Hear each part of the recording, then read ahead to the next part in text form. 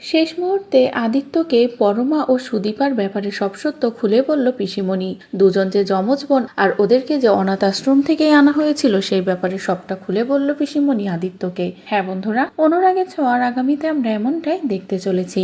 নারীর টানে আবারও এক হলো সুদীপা ও পরমা। তবে নিজেদের অজান্তেই একে অপরকে কাছে টেনে নিল দুজনে।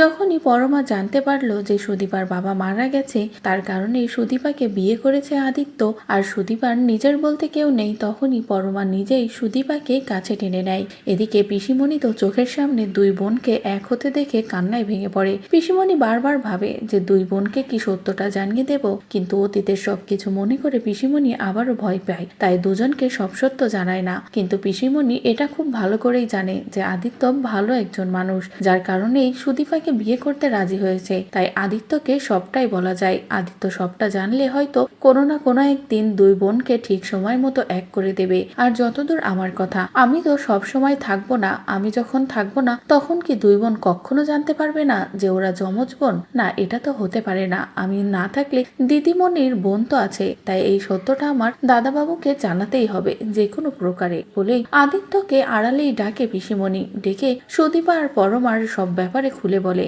যে ওরা দুজন যমজ বোন। অনাথ আশ্রম থেকে ওদের দুই বোনকে আলাদা করা হয়েছিল, আর ভাগ্য আজ দুই বোনকে আবারও এক করে দিয়েছে।